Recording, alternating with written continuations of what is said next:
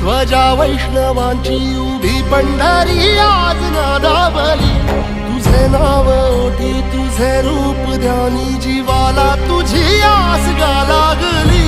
जरी बाप साऱ्या जगाचा, परी तू आम्हाले कराची